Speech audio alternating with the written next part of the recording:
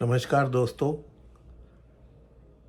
आज मैं आपको बताने वाला हूँ फिल्म सन ऑफ सरदार के बारे में।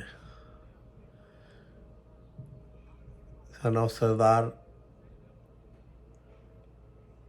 जो अजय देवगन की फिल्म है। अजय देवगन के साथ मृणाल ठाकुर है, जो कि एक पाकिस्तानी लड़की जो लंदन में रहती है उसका रोल कर रही है, और उसके साथ उसकी एक स्टेप डॉटर भी है जिसका नाम सबा है, जिसका रोल रोशनी वालिया ने निभाया है। और मृणाल जो है वो चंकी पांडे की वाइफ है। चंकी पांडे का नाम दानिश है। जो ये सारे लोग बड़े कट्टर पाकिस्तानी दिखाए गए हैं, लेकिन बड़ी ज़रूरतमंद लोग पढ़ने पर इनकी सारी कट्टरता धरी की धरी रह जाती है, और ये पानी की तरह हो जाते हैं कि जो रंग मिलाओ उसी रंग में मिल जाते हैं। तो बड़ा एनीवे, क्योंकि एक हिंदुस्तानी रुपए के 3 पाकिस्तानी रुपए बनते हैं, ऐसा चंकी पांडे बताते हैं। तो खैर, फिल्म को प्रोड्यूस भी अजय देवगन ने किया है, साथ में और भी 2-3 लोग हैं, और डायरेक्ट किया है विजय कुमार अरोड़ा ने। फिल्म में अजय देवगन की मां का रोल किया है डाली आलूवालिया ने। एक बेहतरीन एक्ट्रेस हैं और बहुत सारी हिंदी फिल्मों में भी आई हैं। पंजाबी फिल्मों से ज़्यादा दरअसल हिंदी फिल्मों में ही आई हैं वो। और जो अजय देवगन का नाम है जसविंदर, इन शॉर्ट जस्सी रंधावा। तो फिल्म शुरू होती है एक सपने से जो जसविंदर देख रहा है। जसविंदर मैरिड मैन है, उसकी वाइफ रहती है लंदन, और ये वेट कर रहा है कि वो कब उसको वीज़ा भेजेगी, ये जाएगा और फैमिली बनाएगा, और उसके वीज़े की वेट कर रहा है। तो और इसकी माँ माँ भी वेट कर रही है कि कब बेटे का वीज़ा आएगा और वो जाएगा और उसकी फैमिली बनेगी। तो इतने में वीज़ा आ जाता है लंदन से, और ये साहब लंदन पहुंच जाते हैं।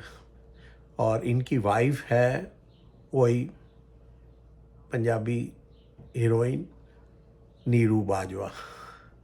नीरू बाजवा इसको लेने आती है, एयरपोर्ट पे घर लेके जाती है और उसे कहती है तुझे इसलिए नहीं वीज़ा भेजा कि मुझे तेरी ज़रूरत है, तुझे इसलिए वीज़ा भेजा है कि मैं चाहती हूँ कि तू फटाफट डाइवोर्स के कागज़ों पे साइन कर, और जो ज़मीन में तेरा हिस्सा है उसमें मेरे को एलमनी का हिस्सा दे और दफ़ा हो यहाँ से, मुझे कोई तेरे से नहीं। ये उसे मनाने की बहुत कोशिश करता है, लेकिन वो तो डिसाइडेड होती है कि वो नहीं मानने वाली। तो ये अपना सामान उठा के वहाँ से निकल जाता है। एक दोस्त के घर ठिकाना लेता है, और वो दोस्त भी इस तरह का होता है, कहता है कि ये लोग ये लड़कियां जो यहाँ की बोर्न ब्रॉट अप हैं, ये इंडिया इस तरह जाती हैं कि जैसे कोई पेट स्टोर में कुत्ता ख़रीदने जाता है कि एक पति पाल लिया और उसकी उससे ज़्यादा कोई इज्जत नहीं है। इस तरह हंसी मजाक हल्का फुल्का चलता रहता है।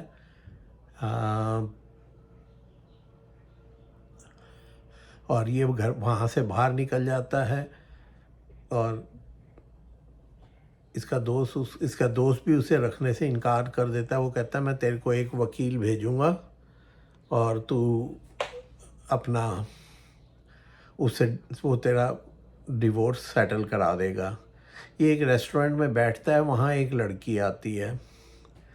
वो लड़की है मृणाल ठाकुर, उसका नाम है राबिया।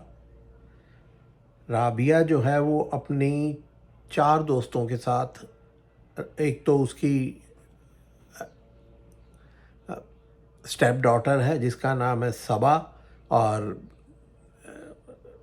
राबिया जो है, और तीसरा इनके साथ एक महविश और एक है गुल।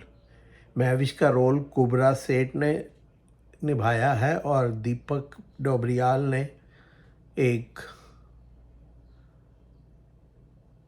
बाइसेक्सुअल का रोल निभाया है, लड़की बना हुआ है, लेकिन उसकी ये है कि वो पहले मेल था, उसने मेडिकली अपना सेक्स चेंज करवा के फीमेल बन गई है।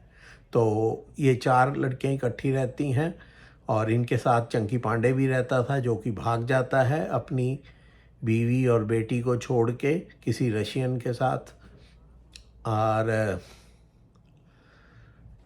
और ये सारी शादी ब्याह में नाच गा के अपना गुजारा करती हैं, ढोल बजा के, पंजाबी गिद्दा वगैरह करके।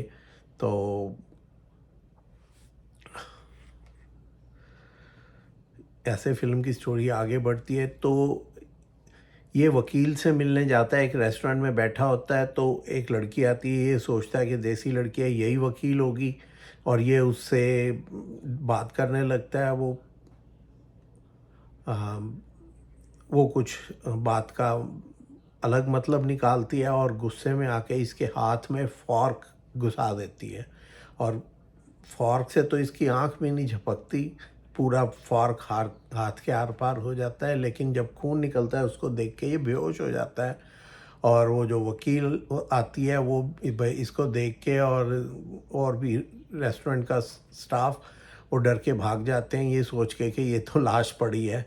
एनीवे खैरी इसका पट्टी वट्टी करवा के उसको अपने घर ले आती है और एज ए किराएदार रख लेती है। अब जो सबा है, जो इसकी स्टेप डॉटर सो कॉल्ड, या समझे कि 4 लड़कियों की एक पार्टनर वो भी है, उसका एक बड़े रिच पंजाबी लड़के से अफेयर है। वो लड़का जो है वो रवि किशन का बेटा है। रवि किशन का नाम फिल्म में राजा है।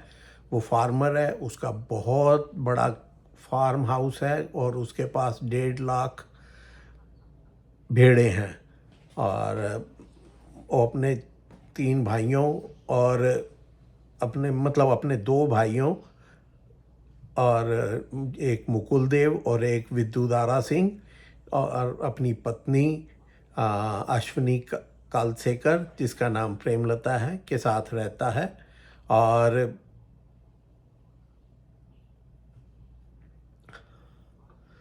उसका बेटा है गोगी साहिल मेहता।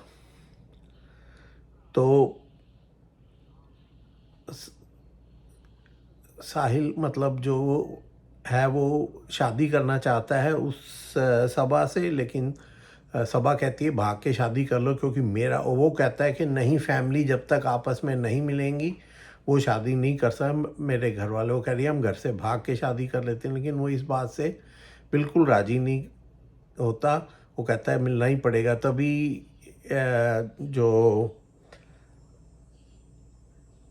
दीपक डोबरियाल है, जो बाइसेक्सुअल लेडी है, वो सलाह देती है कि इसको सरदार जो है इसको तेरा बाप बना देते हैं, और तेरी ये सो कॉल्ड माँ तो है, और अगर वो माँ नहीं बनती तो मैं माँ बन जाऊंगी, और वो रोल प्ले करेंगे। 2 घंटे की तो बात है, लेकिन वो बात लंबी खिंच जाती है और ये बड़ी मुश्किल से मानता है अजय देवगन इस बात के लिए, लेकिन फाइनली मान जाता है। और वो उधर रवि किशन कहता है जी वो और इसको बताते हैं कि वो सरदार है और कर्नल है, क्योंकि वो लोग तो बहुत कट्टर हिंदुस्तानी है, पाकिस्तानी से तो वो बात भी नहीं करेंगे। तो वो उसको बताते हैं कि वो कर्नल, तो ये वो हर हिंदुस्तानी की तरह, हर इंडियन की तरह उनके दिल में फ़ौजियों के लिए बहुत इज्जत है, और वो अपनी कहता है कि नहीं, चाहे वो लड़की वाले हैं हम लड़के वाले हैं, इसका कोई मतलब नहीं, मतलब ये है कि वो कर्नल साहब हैं और हम उनकी दिल से इज्जत करते हैं, तो हम जाएंगे उनके घर बजाय वो आए हमारे घर। तो ये उनके घर जाते हैं, उससे मिलते हैं, और जो राजा का जो भाई है टोनी और टीटू, उनको मामले में कुछ दाल में काला लगता है, तो वो बार बार आजमाने की कोशिश करते हैं कि ये कर्नल साहब कर्नल है भी कि नहीं। तो जैसे ही हंसी मजाक के हल्के फुल्के सीन चलते हैं। असल में सन ऑफ सरदार देखी थी, जिसमें अजय देवगन के साथ साक्षी सिन्हा थी। बड़ी अच्छी सी फिल्म थी और उसकी स्टोरी लाइन भी बड़ी अच्छी थी, और संजय दत्त ने साथ में एक फिल्म में जान डाल दी थी। लेकिन इस फिल्म में ऐसा कुछ है नहीं, अट्रैक्शन ज़बरदस्ती आप बैठ के देखो तो देखो, वरना फिल्म किसी दर्शक को बांधने की शक्ति नहीं है फिल्म में। बस आपने पैसे खर्चे हैं, थिएटर में बैठे हो, देखे बिना आपका पैसा बर्बाद हो जाएगा, इसलिए आप बैठ के देखते रहते हो। फिल्म में कॉमेडी डालने की कोशिश की गई है, कोई ऐसी हंसी नहीं आती। अजय देवगन सन ऑफ सरदार तो ज़रूर बने हैं, वो मेरे ख्याल में उसने वेट रिड्यूस करने के चक्कर में इतना वेट रिड्यूस कर दिया है कि वो सन ऑफ सरदार तो नहीं लगता। कुछ तो बॉडी और कुछ होना चाहिए, वो तो बिल्कुल एक एनीवे वो उसकी पर्सनल प्रॉब्लम है। दूसरा एक डांस दिया गया है जो इसका कोई एक सिग्नेचर स्टेप उसका है कि वो अपने एक हाथ के में कड़ा पहनता है और दूसरे हाथ की उंगली उस कड़े में डाल के उसको हिलाता है, और अब बहुत सिग्नेचर स्टेप के तौर पे इसे यूज़ किया गया डांस में। तो नहीं, वो चला नहीं, और ऐसे कोई करता भी नहीं है कि इस तरह कड़े में उंगली अटका के और भांगड़ा कर रहे हो। भांगड़े में इस तरह का कोई सब्जेक्ट नहीं, कोई स्टाइल नहीं होता। और ये स्टेप भी कहीं वो सोचेंगे कामयाब हो जाएगा, चलने लगेगा, तो ऐसा मेरी समझ में तो ऐसा नहीं हो सकता। अब मैं भी पंजाबी हूँ, सरदार हूँ, बहुत कुछ देखा सुना है, और मैं नहीं समझता, मेरा एक्सपीरियंस लाइफ का 65 साल एज है मेरी, इस तरह का स्टेप जो है कभी भी भंगड़े में चलेगा। कोई फिल्म देख के कोई दो चार लोग कर लें वो अलग बात है, वो ऐसा आगे चलने वाला नहीं है। तो अल्टीमेटली वो टेस्ट लेते रहते हैं कर्नल साहब का, और उसको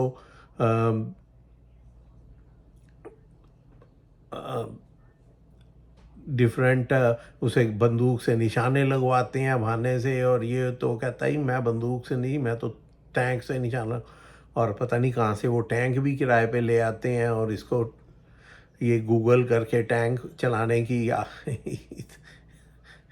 ये गूगल करके टैंक चलाने की वो तरीका ढूंढ लेता है, और टैंक में घुस के उल्टा सीधे चलाता है, तो एक तरफ गोला लग जाता है जाके टैंक का, और वहाँ पे एंट्री होती है एक और कॉमेडियन की, वो है संजय मिश्रा जी। तो टैंक का गोला लगने के बाद भी वो बच जाता है, और उनका गैंग जो भी है वो अपने कुछ वसूली करने आया होता है राजा से। तो फिल्म के गाने भी कोई ऐसे अट्रैक्टिव नहीं है कि याद रखे जाएं। फिल्म का डांस भी, भंगड़ा भी इस टाइप का नहीं है कि याद रखा जाए। एंड में जैसा कि सन ऑफ सरदार में भी था, इसमें भी एक वो है कि फिल्म का गाना एंड जो है वो, और वो गाना गवाया गया है गुरु रंधावा और कई साथ, लेकिन वो भी चलने वाला नहीं है। वो भी ऐसा अट्रैक्टिव नहीं है, ऐसा मेलोडियस नहीं है कि लोगों के होंठों पे आए, लोग उसे गुनगुनाएं या उसे शादी ब्याह में लगा सुने। तो मेरे हिसाब से अब टाइम पास करना है तो फिल्म देख सकते हैं, लेकिन अगर मैं 2 स्टार से ज़्यादा नहीं दे सकता आउट ऑफ 5। और बहुत ऐसा कोई मेरे को ख़ास लगा नहीं। हाँ, मैं एक बात बतानी भूल गया, प्लीज़ मेरे चैनल को लाइक करें, सब्सक्राइब करें और हो सके तो कमेंट भी करें और बताएं आपको मेरा डिस्क्रिप्शन कैसा लगा। और कोई आपकी क्वेरीज़ हैं तो वो भी मुझे बताएं और प्लीज़ लाइक और सब्सक्राइब ज़रूर करें। आपको आपका तो कुछ नहीं जाता, लेकिन हमारे को वो मदद करती है चैनल ग्रो करने में। तो प्लीज़ ये करें। और फिल्म को देखना ना देखना आपकी मर्ज़ी। मेरे को जो समझ लगा मैंने आपको बता दिया और मैं बहुत इम्प्रेस नहीं हूँ फ़िल्म से। बाकी हर एक का अपना अपना शौक़ होता है, शायद मैं बूढ़ा हो गया हूँ, यंग लोगों को पसंद आए। एनीवे, आपसे फिर एक और वीडियो के साथ जल्द ही मुलाकात होगी। तब तक के लिए नमस्कार।